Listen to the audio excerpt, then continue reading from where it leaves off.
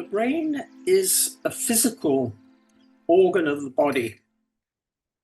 And God, never having had a body, has not got a brain. And that would make our talk this evening very, very short. In fact, God does not have a brain. But what I will do is try and explain the way I understand that he functions. But he doesn't function through a brain. The brain is a part of the physical body that is there to handle what the body does, and it has the memories of what we've done.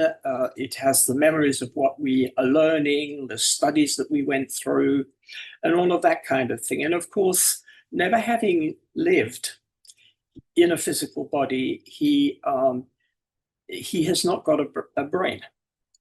But he has what souls have. Now, God is a soul, like we are souls, and we study this at the Brahma Kumaris.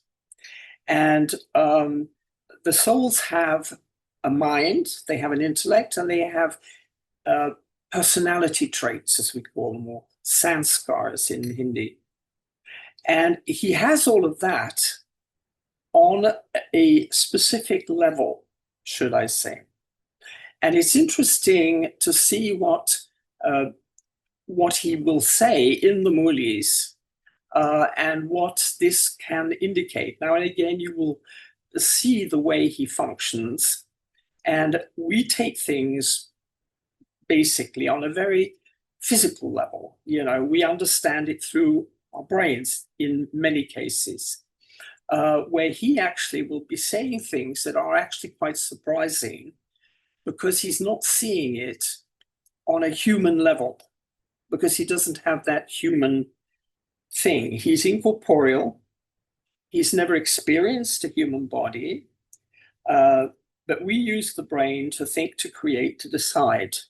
And our life is handled by our brain. And we absolutely need it. But we need it in a limited sense. The brain will only last as long as the body lasts.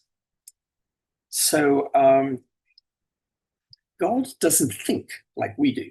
We think. God knows. This is the way I see it. Now, you're probably well aware that I am on very, very new territory here, because I can't sort of easily say to you, well, Daddy Kumarka said this and Daddy Janki said that, etc. The only reference I have to the subject of tonight is when Daddy Janki years ago said, God doesn't think. That is a reference. She did say that. God doesn't think. We think.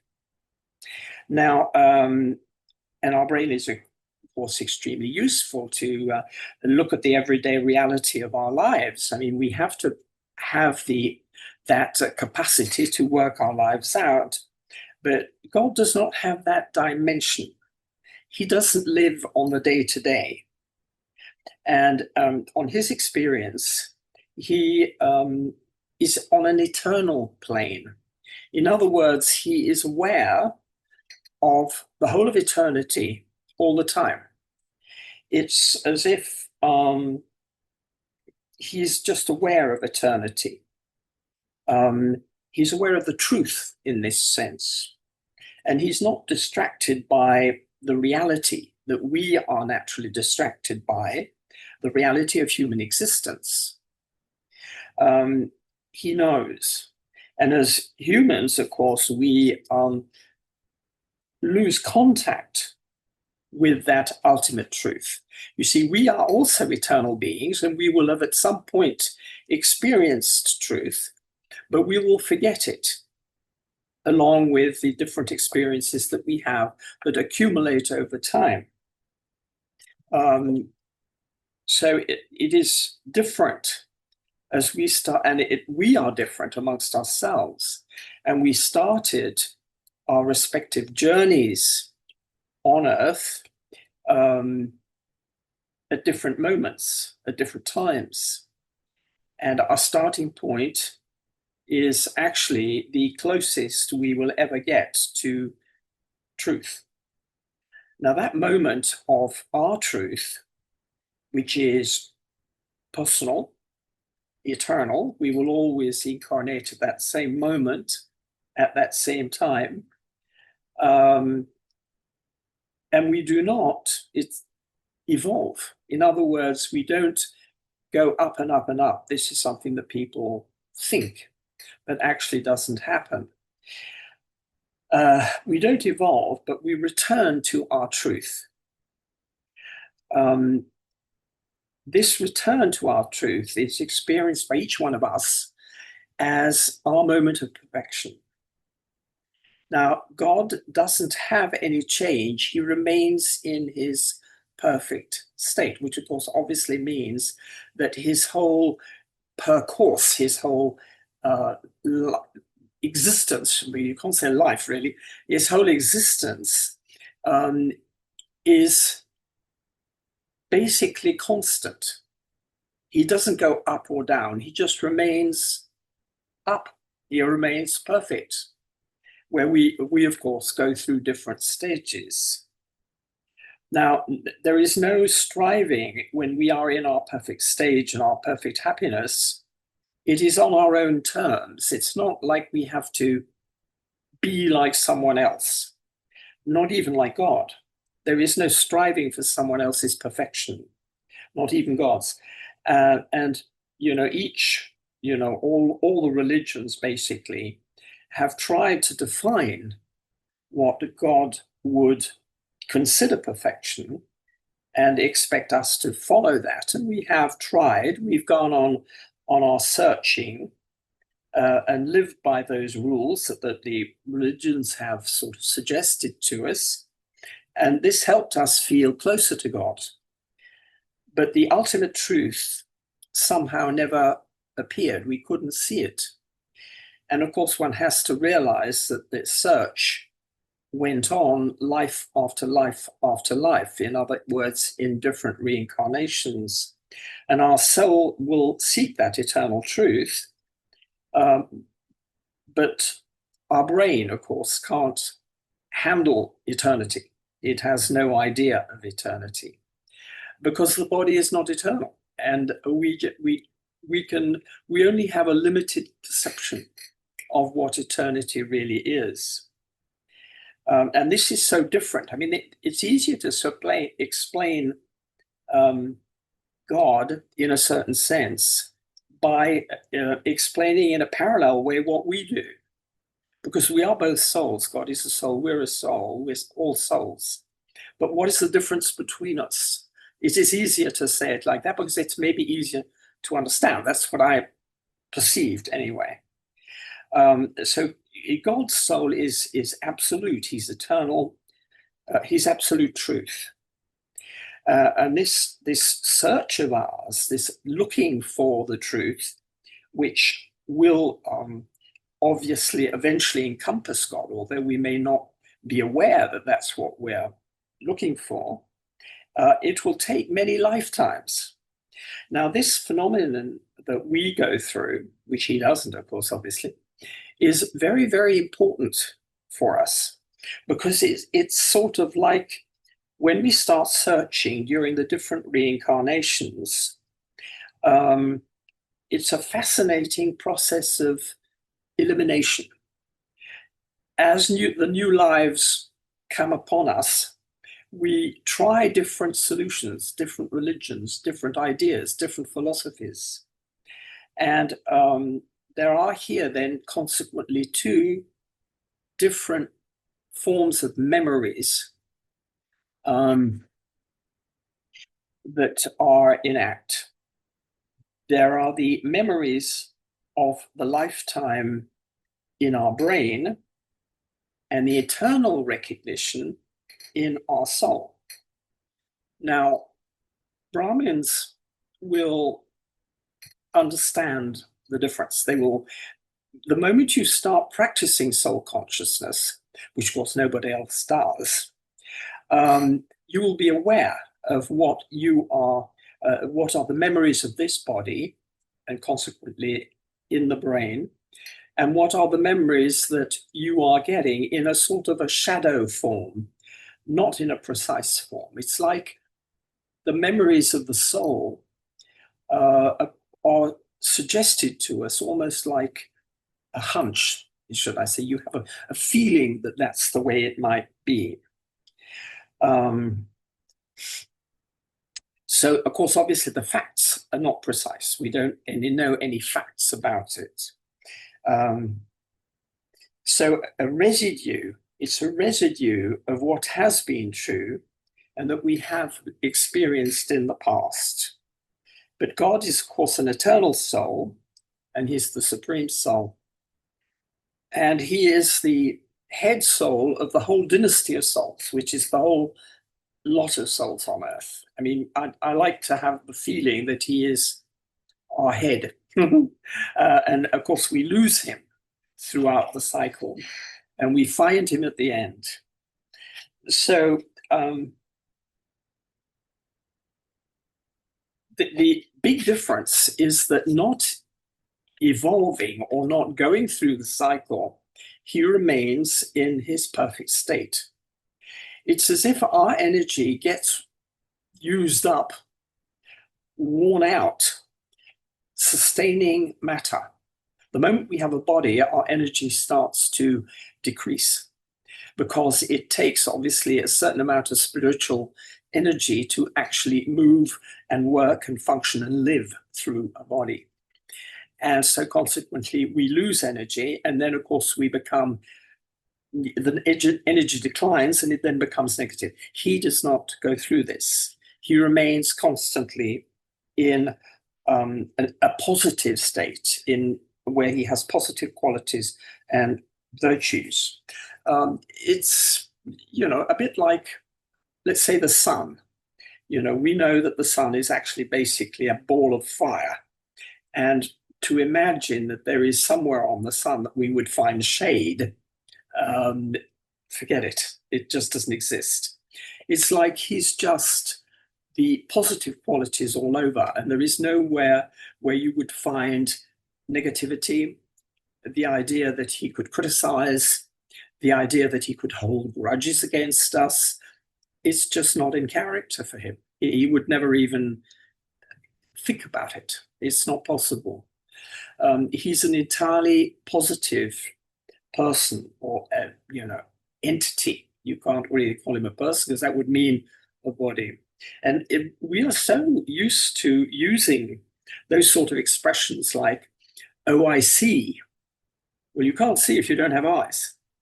So God is not, he doesn't see, he's aware of. It's very difficult actually to train yourself, which is what I'm trying to do now, is to not use words that are linked to the body, and so he would never criticize you. He would never even think of punishing you. Although punishment, of course, does happen, and we know that. We've all experienced it in one time or another. But it's not his doing. It's our own realization of what is pure and perfect, and where we have failed to make the grade. We've not managed to be that good.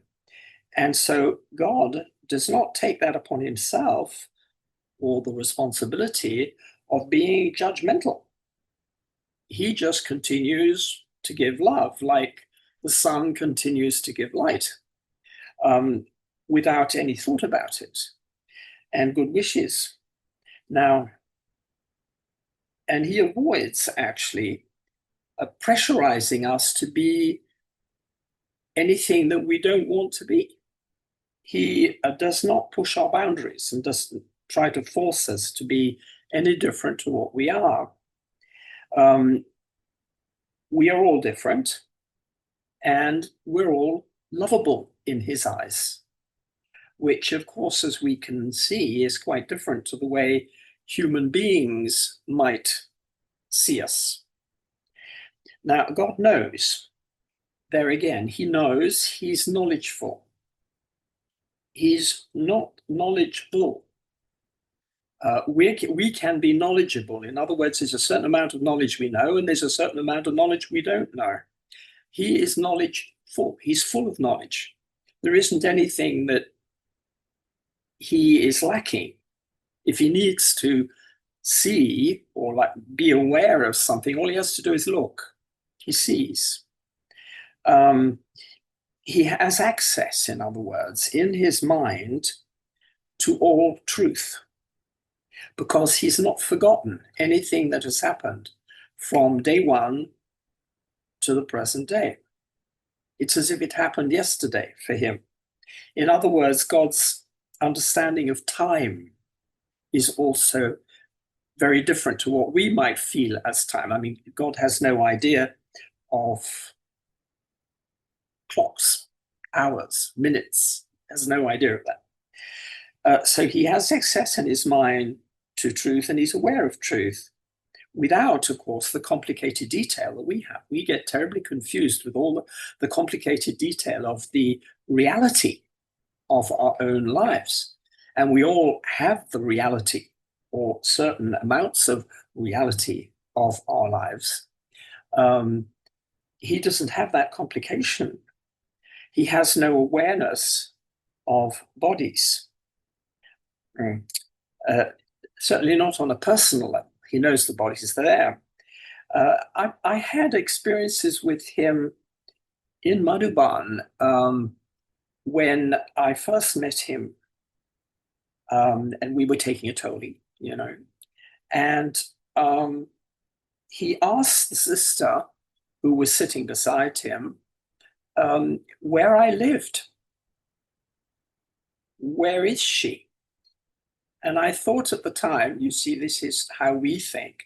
I thought, how strange that God doesn't know where I live. I thought it would be automatic that he would know that I lived in Paris. And of course, the sister said, she's in Paris, she lives in Paris, she lives in France with a French family. And it was only later on that I realized that for him, probably, he sees a general,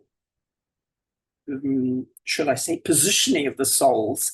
And he probably recognized me for being the instrument for Italy. And of course, I wasn't in Italy yet at that point.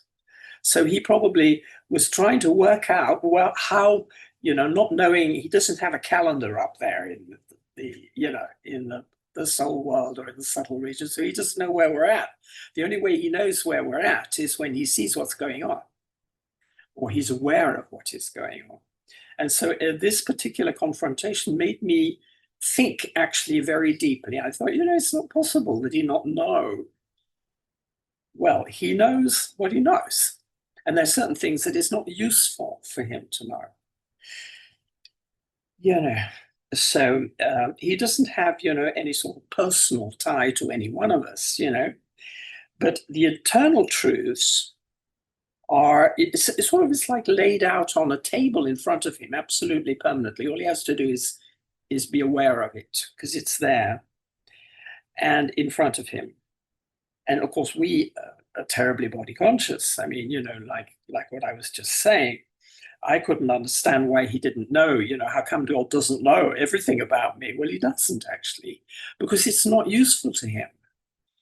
He's important. For him, what's important is not the details of my life and what I ate yesterday evening. He's interested in, let's say, where I am on a service level, maybe, in what way I am involved in maybe Baba's service. That was what he was interested in that day.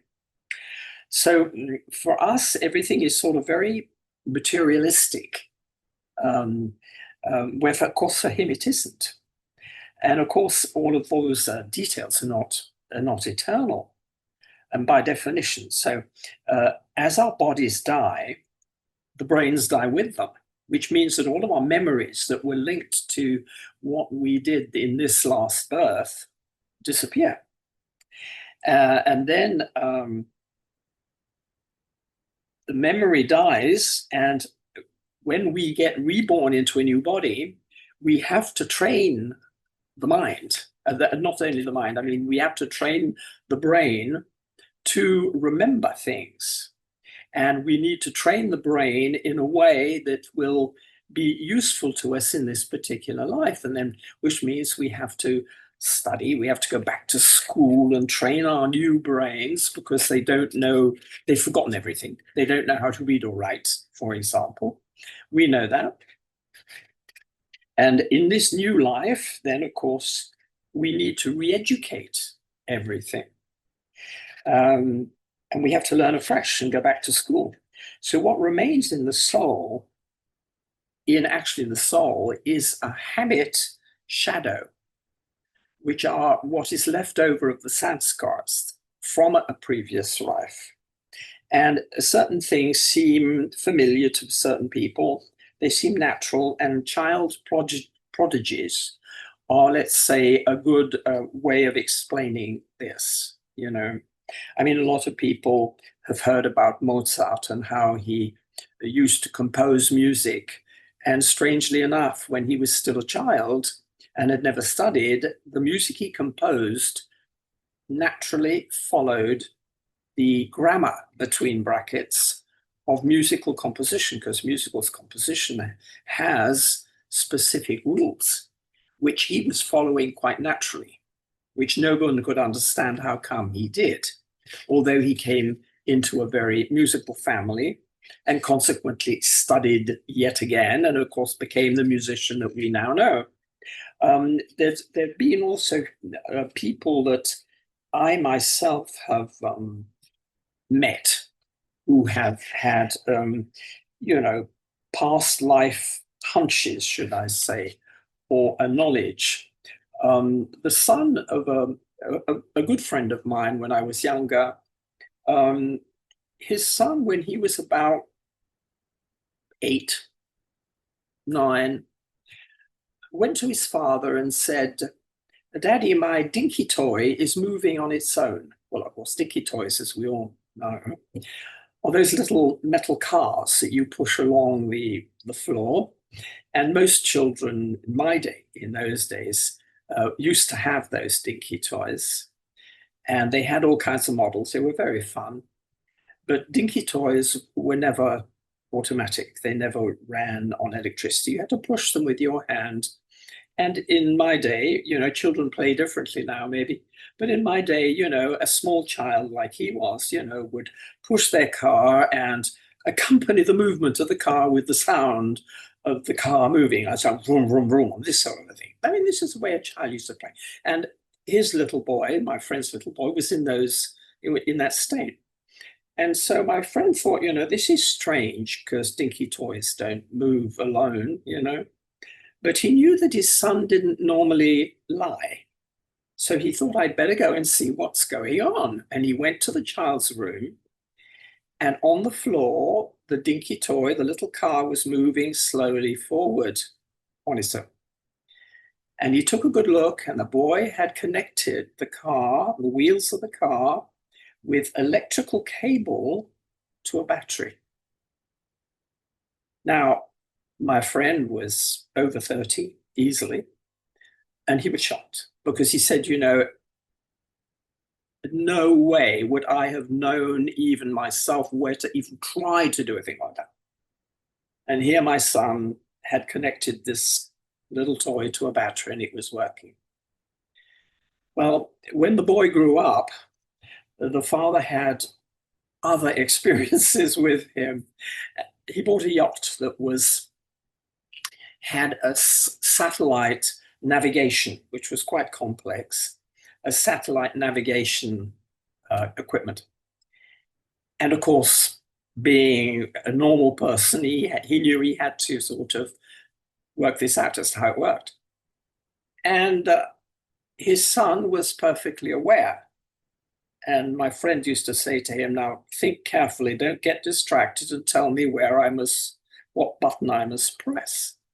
And the boy was always right. You see, now these are signs of people who have lived and experienced certain things in previous lives, and certain memories and certain, should I say, knowledge reappear. And of course, the boy, then later on became an engineer. I left Monte Carlo and I never saw them again. But I mean, these are sort of things that do happen. And of course, we all hear about basically child prodigies on the level of music, because that is, a little bit more user-friendly. You can actually listen to a child playing the piano, and there are many, many, many examples of that. But it is, I mean, even on the level to go into something that a lot of people think about, and I do too, because I used to work with dolphins too. Animals who are souls also have this. And when my cat had kittens, the first kitten that was born was rather big. And so, because I was helping her and she was being perfectly happy about me helping her, I took the little kitten under 2 fingers. I was very careful, and I moved him so that she would have more space to move in. And the kitten turned towards me with his eyes closed, of course, and went, now, I thought, where did you ever learn that from? I wasn't in Yarn in these days. I just thought, where did you learn that? Where did you see that? There's no way you can have remembered. This is something that you've brought with you. So it happens with animals too, in their way, of course, obviously. And so all of that, it indicates that we have a sort of a shadow memory that is not very precise, but that can be very inspirational, and that we can develop. It means that we can develop it very quickly if we want to, because we are predisposed to understanding that kind of thing, because we've done it before in another life, So God is aware also of what is to come in the future, because he is eternal. Now, we're eternal, but we can't remember. Between lives, we forget. And things that happened many, many lives ago are deeply buried. So God is aware of what is to come in the future, and he is aware of time, but he's aware of time not so much on the physical level of what he could be aware of now, like we are aware of earthquakes and all kinds of different things like war and stuff like that.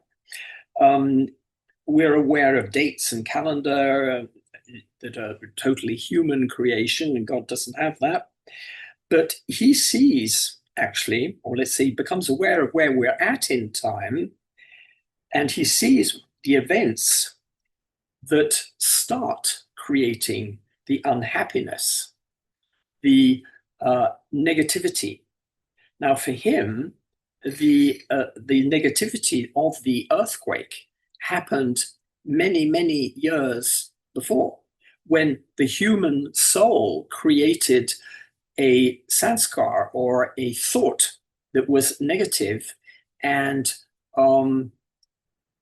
aggressed, between brackets, the natural harmony of perfection.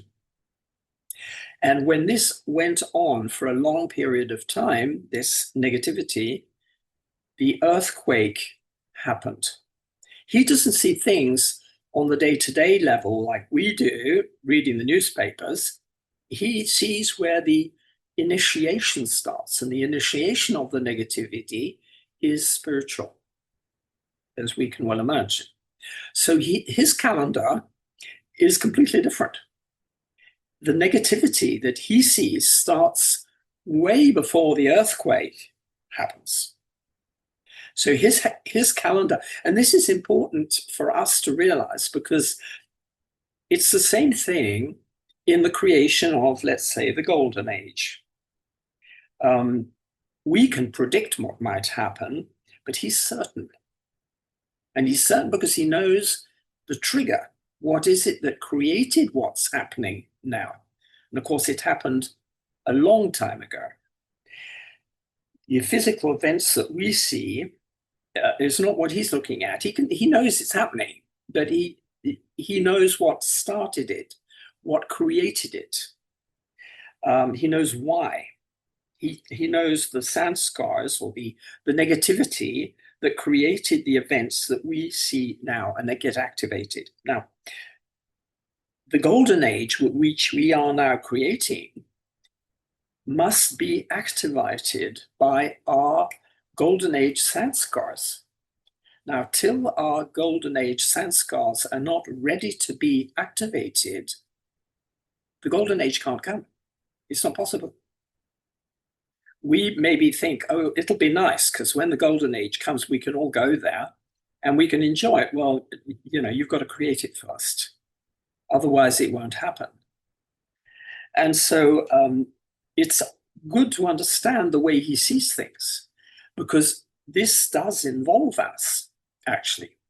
Because he says, like he said in the Muli, I think today, the golden age will appear when there are souls that are willing to take on that responsibility, who can actually do that. You have to be able to sustain it. And when was it, or when will it be, that my sanskars will be able to sustain a golden age? Am I there? If I am, then we're okay, And then, of course, we have to look to see that there are 900,000 people that are going to be ready to sustain the golden age. And of course, this is why Baba, like in the Murli last Sunday, is sort of saying to us, you're not making fast enough efforts. Of course, this is exactly the truth. We don't realize that he's a step ahead of us, of course, because he's seeing the spiritual thing, the spiritual behavior that is triggering both the negative and the positive. Yeah. So the golden age can't happen until we are actually ready. And this is something that, waiting to transform for the golden age to come, and I'll be ready when it happens, like sometimes Baba says this in the way, is actually slowing drama down. During the Copper Age, our sanskars become negative. And when these sanskars become negative, when our behavior becomes negative, I would probably think that at the time, we think it's progress in a certain sense. We think it's something new. We think it's evolution. We don't realize what will happen in the end. Being Brahmins, we can probably see other people now realizing what their choices are going to produce. This is something, at least, that we are learning from him, from Baba. So God sees the start of the negativity, and he sees the beginning of the decline, and relating to him is also actually quite challenging. We need to hold him in our minds, as we can be very easily distracted by all kinds of body consciousness and things we see and things we hear, etc. And he can be a very loving friend, but he has no ego. This is a problem for us. And so he tends to be very slippery, like a piece of soap in a bathwater, And they say, out of sight, out of mind. Well, of course, we don't have an image of him, so it's very easy to lose him. And 1 second's distraction, and he disappears. No offense, he doesn't take any offense. It's just like we forget, we drop him, And he doesn't, of course, turn around and say, did you hear what I last said? He doesn't do that. So he's gone. He's elusive, if you see what I mean. And this, of course, for us is a complication. We've got to hold him in our minds, or we will not have yoga. And it's not because he doesn't care. You see, we're used to people who care being sort of very demanding of us and saying, listen to me. He never does that. So he just lets us choose how close to him we want to get. And this is how we have lost him. It's easy to think that he might be just imagination. Of course, a lot of people in the years have thought that. But we did exist together in the world of light, before we took these bodies. And he is, for all humanity, I think he's the ultimate hope, because however much or however little we really have thought about God, when we are in a desperate situation, we will tend, but maybe by habit, just simple habit, by saying, oh my God, help, he is that ultimate help or ultimate hope. But of course, on a more day-to-day basis, there is great benefit in keeping God very close, because everybody needs a friend. They really do. He only sees our qualities. And this is important to realize, because most other people will see our negativity too, if you see what I mean. And we search for love. And he will love us just for what we are. He doesn't expect anything that we're not, which is very relaxing. And of course, you have to do without the symbols. We're very attached to everything that's physiological and, like the bunch of red roses sort of thing, We're very hung up on everything that is a physical manifestation. Of course, he doesn't give you that satisfaction because he's subtle. He doesn't appear. I mean, God, there are all kinds of ideas of God appearing, or various saints appearing in, a cloud of green smoke, don't expect that. It's not going to happen, And he chooses souls to communicate. He chooses souls that are close to him, that he can trust, that have the closest understanding, or that memory of what he might be, because we do have memories of him. And there we can call that soul, and this is a Western example of using the word Adam, for example, the first man. That first man is the first man who knows how to interpret God's spiritual language. Because God doesn't come and speak like that. It looks like that when we have seen Bapdada expressing himself. It looks like that. But how does he communicate? How does Baba communicate with the instrument? And he actually, it's like typing on the keyboard of someone's computer. Brahma Baba would receive the feeling, the concept, the attitude, the idea that he had, and he would express it. And when he expressed it, what happened was that a lot of people around him thought, I feel that way too. Their memory, that old memory, what was left over of a memory of many, many, many births gone by, was reawakening. And this is how the Brahma Kumaris started. So he managed to penetrate the dust covered, so to put it that way, the dust covered minds of memories, and bring these memories to light again. And this is God's way of reading, or reaching, not reading, but reaching out to humanity. He does.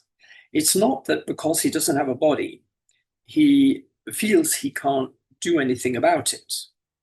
He's very proactive, actually. He actually expresses this in the Murli. If he sees that someone is having difficulties in explaining, And I hope he's being proactive with me at the moment because, this is quite a complicated subject to take. It is surprising how, if you don't have any desire for, your own glory, put it that way, if you listen carefully and your mind is open and you do your homework, which means you've got to churn it, you've got to work it out. It's surprising how much he can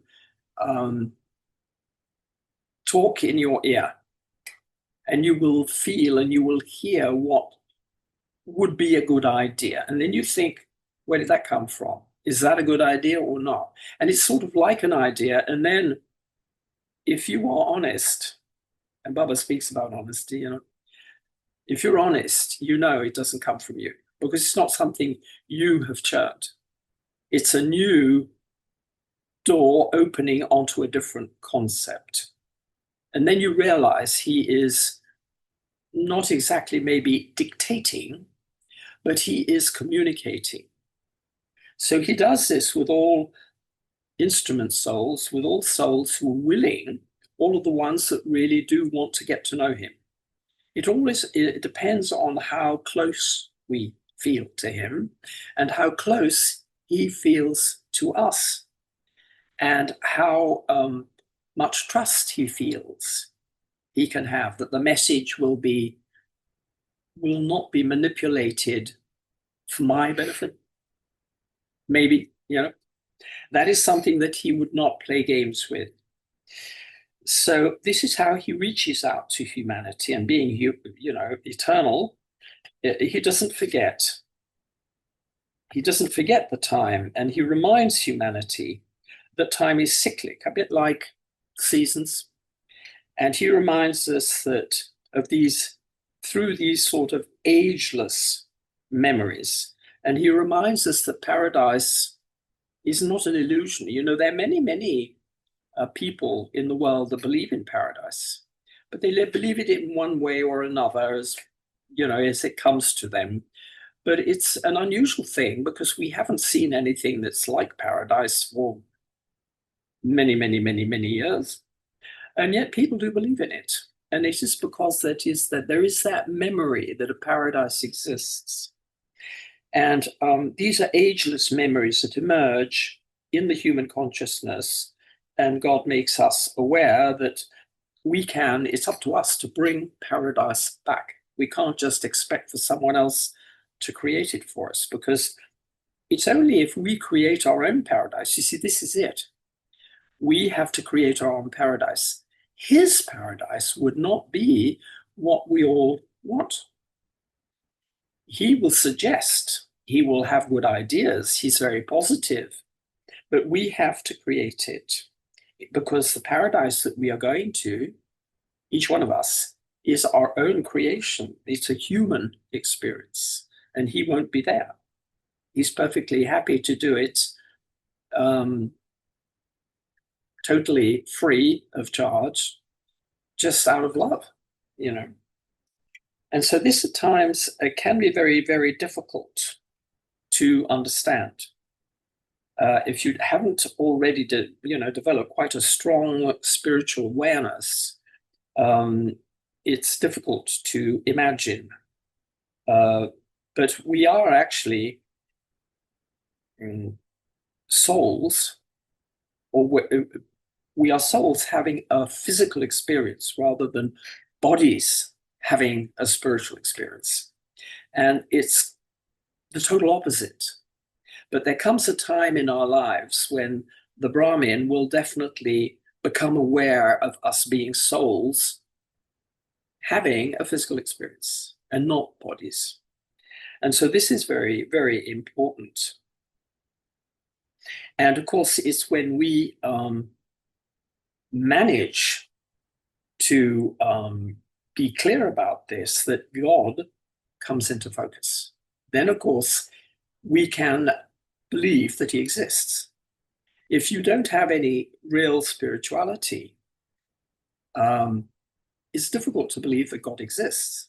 It really is. And so the eternal souls do meet this eternal Father on a spiritual level. And conversion, this is why conversion, converting souls from one religion to another, is not conceivable. It's not possible. Because each one of us, whatever religion we may have chosen as our perfection, and that we follow maybe, deep within the soul, the memory banks of the soul, there is that personal memory of that one, of God, and of our happiest time. And the happiest time for each one of us is different. This is something that is different for each one, and it is fascinating to think how fair, paradise, certain souls go to paradise, 900,000 souls go to paradise, and there's 8 billion of us down here. Now, that sounds very unfair. It's not, because each soul experiences their own perfection at their own time. You take certain souls and put them at the golden age, and they would stress themselves to death. It would not be in any way what they really want. They're perfectly happy later on in the cycle. That's where their perfection exists. That's where it resides. And so that is an incredible point of fairness. There's something that has been created for us. So I'll close what I'm saying here. That's as far as I've got. I don't know if you've got any questions, but anyway.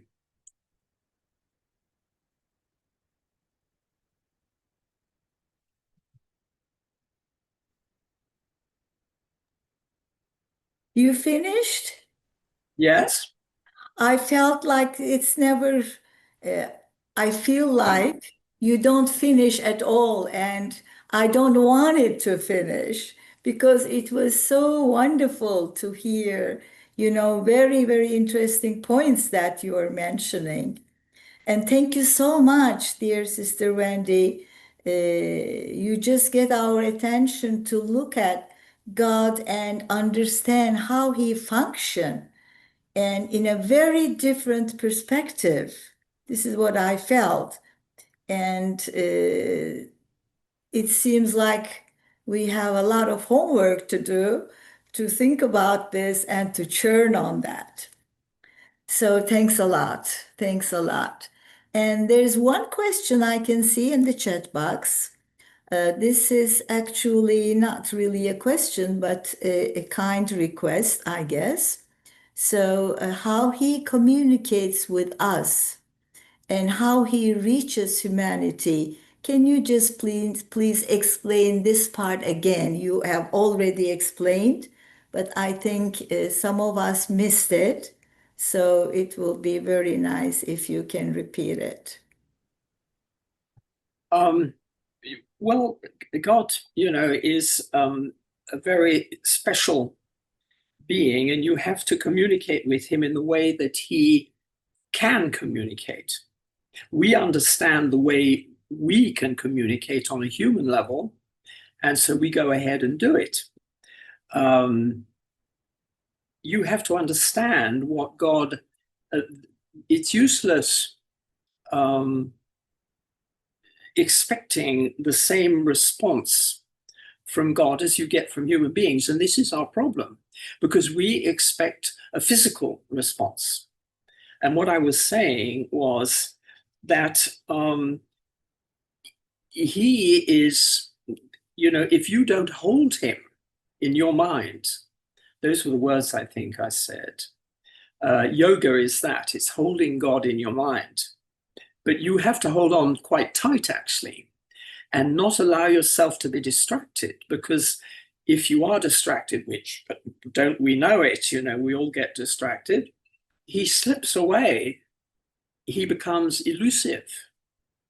You can't catch him, and he doesn't do it because he doesn't care. is just that we are incapable of holding something that is a spiritual concept in our minds without a physical prop, something in front of us. This is why we use Shiv Baba lights, Shiv Baba's pictures.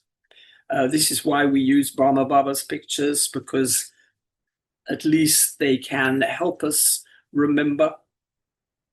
But very unluckily, when we're not always meditating in front of or in a Baba's room where there is a picture, it is very easy to be sidetracked by our own thoughts. And we'll all of a sudden be in deep conversation with Baba, talking about something that is very important to us. And then we get distracted. And we remember, oh, I must remember to put canned beans on the shopping list for tomorrow because I need it for the food that I'm going to be cooking. And then you go in, you're distracted. You're going into, well, what could work with the beans? If I'm serving beans, well, I need to serve a salad with it. And there, it's not that God sort of sits back and sort of says, what are you on about? I'm not interested in talking about beans, but it's just like he's slippery. And of course, we know that is true. And he's not impolite. It's not that he doesn't love us. It's not that he doesn't care and he runs away. But he doesn't say like, possibly a teacher might, did you hear me? Can you repeat what I just said? Are you attentive? He doesn't do that. And we unluckily are used to people reminding us because they can see we're going off. We do this at school. I mean, we were often doing it at school. And it's very typical for Brahmins too. I mean, especially when we're trying to meditate. And so we can't keep our minds on track. And of course, if we go into it, all of that is a question of the confusion that we're in, because, we've had 84 different brains and 84 different memory banks that have all been thrown away but have left an impression. I mean, can you imagine the confusion that we might have? And he knows that. He's very patient. But the more spiritually inclined we may be, and the more important that our spirituality might be, and that means we've got to sort of eliminate a lot of the physiological, materialistic ways of seeing things, of sanskars. Not always seeing, some time back, for example, I remember him saying, forget your body's birthdays. Remember only your spiritual birthday. That's something very simple, but it's very difficult somehow. People don't respond to, a lot of people don't even know when they were spiritually born. They can't remember. It sort of didn't immediately get itself translated into a red letter day where we put the date up on the calendar, and so we forget. We maybe don't even realize when our spiritual birthday was. You see, that's a typical example. So I don't know if that helped. I'm sure it does, because you really give very precise explanation and examples. That's perfect. So there's another question. Sister Wendy, what do you feel is fundamental to have deep and intense yoga experiences given the time now? Yeah. Well, I think if we're looking at, like I was saying, try to see what he sees. Baba knows that time is running out. because he knows when it all started. Like I was saying, he knows right from the beginning of the Copper Age when it was that we made those first mistakes. And he knew that was going to end up pretty badly. And we thought maybe it was, maybe an evolution, maybe it was modern, a new idea. We thought these negativities were new ideas, possibly. We didn't realize till suffering hit. And he knew. So he has known for a long, long, long, long time. And you can, I think, ask him to illuminate you and let you realize what it is that is actually creating these negativities. Because the moment you stop those, there was not long ago where he spoke about anger. And he did a whole thing about anger. There is no reason to get angry.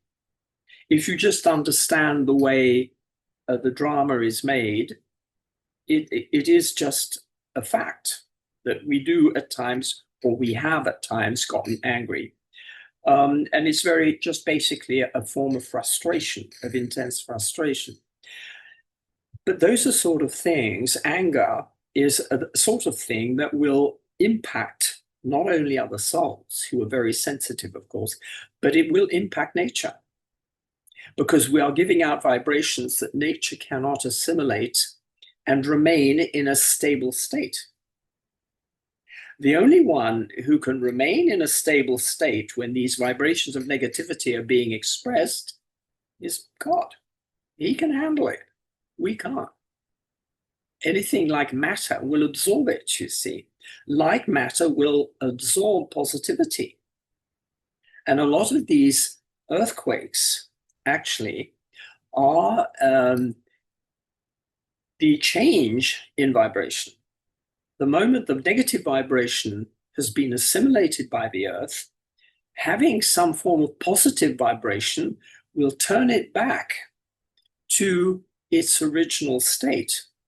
And that is a traumatic experience. So this is what's going on. It's the purification of matter, because we have put a lot of negativity into that matter. So we need to be absolutely avoiding to put any more negativity into it. And I think for me, just contemplating on Baba, I find difficult. I will, think about something else. Unluckily, I will lose him. What I like to do and what brings me close to him is when I churn. When I like to include the churning in everything that I see and everything that I do. And that I find it's almost an enjoyment, if you like. It's a pleasure that my mind takes. And I think you need to find, I think this is important, that you need to find something that is pleasurable, because you will be more attracted to doing it. Just doing something because you've got to, and God has told you, is not going to really help you. But if you can find something that you really can enjoy, that fascinates you, fascination will attract your mind, and it will attract your mind to God. You will find it's quite fascinating, actually. I find that it's quite fascinating, the way he functions, the incredible respect that he has for humanity. Or he doesn't sit back and say, well, look, you stupid idiots, you had it made and you blew it, as one says. He doesn't do that. He just knows that that's the way it goes. He doesn't get angry. And because if he did, it would be an utter disaster. It's difficult enough without him getting angry, let alone if he did get angry. And these are things that religions have invented at times to stimulate. But I feel that we need to stimulate, and that is very important, not stimulate ourselves through the idea of punishment, which is pretty religious at times. It can be. But stimulate ourselves through attraction, something that attracts you to thinking around God, about God, because of God, whatever you like to say, and seeing, trying to get other people to be interested and fascinated in the same way. And they will let go of the idea of negativity and punishment, etc. I mean, punishment will happen, yes, it will, for things that we've not corrected. It will be there, and that is, it's all very just. It's all very fair, you know. But the more we can attract ourselves positively and keep positive, the easier we are also to live with. Very true. Very true. Thank you so much for this great, really, reply. And there's another one. This is interesting when you hear that. How to become a number one in Baba's heart. I think, I think it's in many ways really quite simple.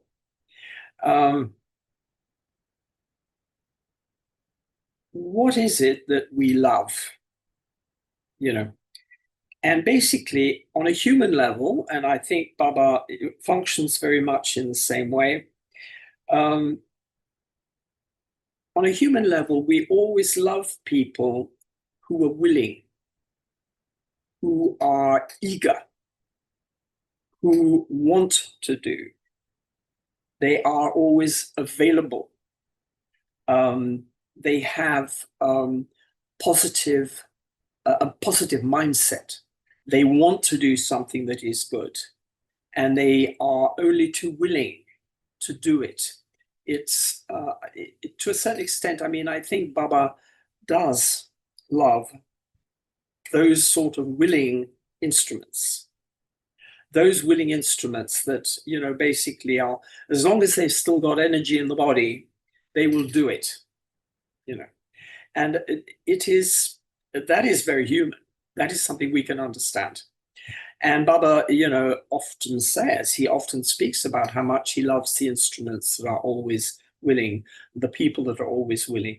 And I think that is one of the ways, that is the way, it's, he loves everybody. That is true. But you will get, how does he show his love? Well, he shows his love more willingly to those people that are going to use what he tells them. And, he will be very willing to, whisper in your ear, give you ideas to do service. It'll be, it is incredible. And this is how he can actually function, because he has no arms, he has no hands, he has no mouth to speak. He is totally dependent on us, if you think about it. And anybody who is willing to do, he is going to help you do. And of course, the more you are willing to do, and the more you actually do, he is going to inspire you and give you benefit of it. So this is how you can really, I think, end up in Baba's heart. I don't think there's any doubt about that. I mean, if you become a very wonderful soul, you're going to have a wonderful role at the Golden Age. That's great, fantastic. But it's basically just your own earning, and it's nothing to do with him. If you want now that he's available to humanity, because the Golden Age is not around, and we don't need him, and so we're not going to be invoking him in any way. And he's not going to be thinking about us. It's not a problem that he has. He's fixed us, so he's purified us. We need him now, and he will love you more if you are willing to be purified. The more willing you are, the better it is. So I understand everything depends on us. It does. Yes. That is a big realization. I mean, Yeah. I'm living in Rome, right? And I come from a very Christian culture here in Rome, and they tend to believe, I'll be a good girl or boy, and then God will do all the rest. Well, that is part of their faith, but unluckily, for the golden age, it doesn't work that way. God wants you to get a move on, and this is why the people that actually create that golden age are the ones that are going to go there. And there is no question about that. There's nothing wrong with the Catholic religion when it comes into the drama in the Copper Age. There's nothing wrong with it. It works, and we no doubt have spent time in that religion. I certainly have. Otherwise, I wouldn't be in Rome now, would I? I mean, there's a reason for everything, although we can't always see it. But to me, it's quite clear. But I am aware that there is sort of like a feeling like, well, you know best, God, so I let you do it. And that doesn't work, you see. Yeah. That's really great to have a very sincere relationship with him. This is why Baba always remind us that keep me as a company and use me. He says, use me. So when I first heard this expression, I couldn't understand very well, use me. Then after a time, I made this, understanding, and I realized that what he means that have use all my the virtues, the powers that you just inherit from me, and then use my relationship with me, have relationship with whatever you need. So I started to have build a very close relationship with them, and it gives a lot of strength. So that was one last question. I know we just made you a little tired, maybe, but this is an interesting topic. It's a really very interesting, and you put it in a great way to understand us. So the question, last part of the question, first part is not really necessary to talk about, but the last part, how can we have a heart-to-heart communication with Baba? Especially he says in Amrit Vela, have communication with me heart to heart. Open your heart to me. So how can we do that? What we need to do, actually, the question is in Turkish. So what we need to do to have this communication. I think we're all different, and I think we each one have to create our own motivation. But something that I find that works for me, and it might work with other people, is that I get up quite early in the morning. Now, I mean, I do that because at my age, I don't go to work and all of that kind of thing. So I have time during the day to rest and all of that. But I get up at about 2:45. And I will start off by having a cup of something to drink, tea or coffee, and then I will read the Muli. I'll read the day's Muli. And I will start meditating in the Emirate Vela, and I will say to God, are there any comments that you would be willing to make about this Muli? Now, God, and he says this at times, that he teaches everybody equal. We all get the Muli from the website now. It doesn't come from, that letter that we used to receive years ago, used to arrive at the post office, the manila brown envelope, with the week's Muli in it. We don't get it like that anymore. We all have the same Muli. But we all receive the same Muli. But it's not true that Baba doesn't do private lessons. You see, this is it. He will add extra comments if you can hold him in your mind and maintain the churning and say, is this correct? Now, you might have, reading a Murli, you might have some wild notion and think, wow, is this him or is it my imagination, but if you hold that in your mind and you think, well, let's wait and see, and you will almost always find that within the next few days, in another Murli, you will get a confirmation of what came into your mind that day, that early morning. And this is how Baba gives you private lessons in a certain sense. He will do this to people who are willing, of course, obviously, to make that sort of an effort. You've got to churn. I mean, to me, churning has always been the foremost important thing, because, at times you can bring to the table with Baba, you can bring problems. You say, how can I get this person to understand?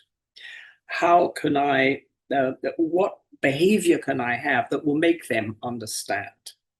What behavior can I do? How can I be that it won't threaten them, but it will stimulate them? How should I behave? Now, you will get indications, and you will wonder whether you're right or not, or whether it's just your own imagination, but he will always confirm. So this will create, of course, even more of a relationship with him. Because I do believe that the relationship is very, very active. And you can see this with people like Daddy Janki or Daddy Kumarka. I mean, we were aware that the relationship was very active in their particular cases. And he would be active with us too. It's not that he says, I'm active for the daddies, but not for you. It's just a question of any form of lack of self-respect that we have is something, we're all taught to be humble as children. But that humility at times can work against us. As long as we're Brahmins, and as long as we're listening to the Murli, as long as we're following Srimad, he's willing to talk to us. We don't have to wait in a queue. He's willing to talk to us. Am I willing to take that on board and trust that he is willing to talk to me? And what do I have that he sees that could be useful for service? Now, if you realize that, you won't have problems with invoking him and churning. And he doesn't talk all the time. He talks when there is something that can be useful. And he talks when you are listening, because, we're not equal. Right? There are times when we're feeling tired. There are times when we're not feeling very well. That's not when you're going to get your greatest input from him. Why? Because you are not concentrating. You are not. That's okay. He knows that. It's all right. We've got a human body to handle, and that's the way it goes. But when you are okay, and make it a habit, and you will find that he will answer you. Never give up. Never. No. Never give up. Sure. Well, he doesn't. He doesn't give up us. So why do we? Why do we give up? Yeah. Why do we give up? Yes, definitely.